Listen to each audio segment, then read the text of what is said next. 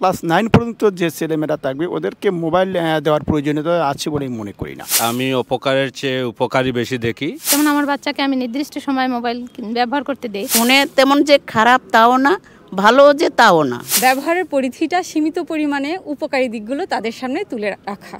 Class 9 পর্যন্ত যে বাচ্চাগুলো আছে এই ধরনের স্টুডেন্টের জন্য মোবাইল ব্যবহারটা জরুরি আমি মনে করি না।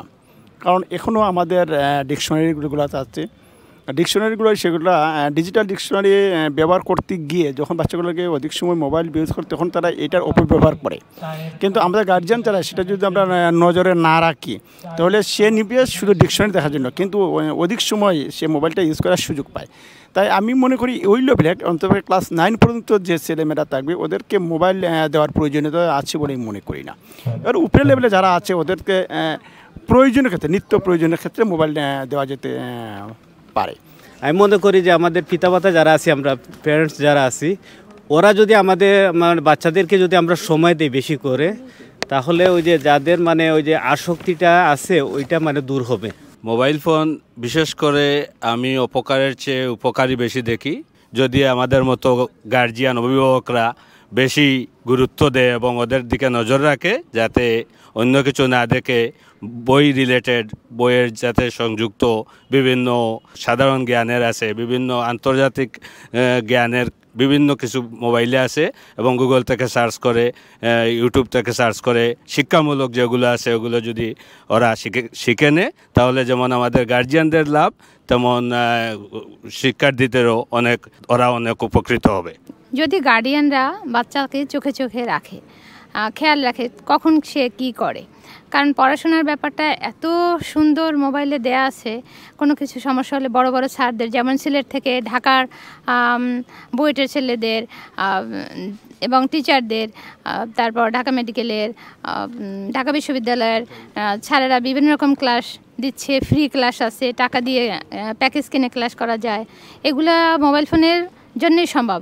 আজকে যে প্রতিযোগিতায় আমি এখানে এসেছি আমার মেয়েকে নিয়ে, সেটাও আমি মোবাইল ফোনের মাধ্যমেই জেনেছি। এবং বিভিন্ন জায়গায় পরীক্ষা দিলে রেজাল্টটার সাথে সাথে মোবাইলে চলে যায়। এটা আমার কাছে খুবই ভালো লাগে। এবং আমরা কোনো কিছু না পারলে গুগলে সার্চ দিয়ে বের করতে পারি, এটাও ভালো লাগে। হ্যাঁ, বাচ্চারাও আসক্ত হয়ে পড়ে, সেজন্য আমাদের প্রত্যেক গার্ডিয়ানের খেয়াল রাখতে হবে বাচ্চা কখন কি করে। যেমন আমার বাচ্চাকে আমি নির্দিষ্ট সময় মোবাইল ব্যবহার করতে দেই।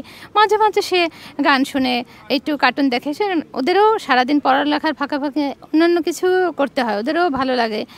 টিনেজার বয়সে ও সারাদিন যে পড়াশোনা করবে এমন না।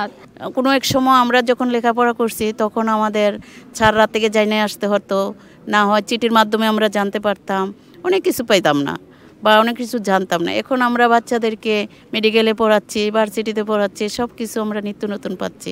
এখন মেয়ের মেসেজ, সকালে নামাজ পড়তেছি তখন যাইয়া দেখি যে মেসেজ চেক করে মেয়ের পরীক্ষা আছে। তারপরে আমি আরও এক ভাবিরেও বললাম যেভাবে আজকে তো পরীক্ষা আছে, অথচ আমরা এটা জানতাম না, কারণ আমাদের এখন সুযোগ সুবিধা এটাই। কিন্তু ফোনে তেমন যে খারাপ তাও না, ভালো যে তাও না, কারণ এটা আপনি করতে হবে গার্জিয়ানরা। আমরা যদি সচেতন থাকি অবশ্য বাচ্চারা খারাপ নেগেটিভে যাবে না। আগের সময় যে জিনিসটা হতো, যে কোনো শিক্ষকের পেছনে দৌড়াতে হতো, যে কোনো থিওরি বলি, অঙ্ক বলি অথবা ইংরেজি বলি, যে কোনো সাবজেক্টের পড়ার জন্য টিচারদের পেছনে দৌড়াইতে হইতো। এখন আর সেটা হচ্ছে না।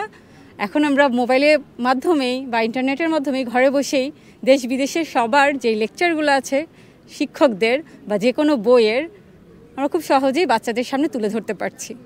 তো এখানে আমাদের দায়িত্ব বাড়লো যে ইন্টারনেট বা মোবাইল বলি ওইটার ব্যবহারের পরিধিটা সীমিত পরিমাণে উপকারী দিকগুলো তাদের সামনে তুলে রাখা।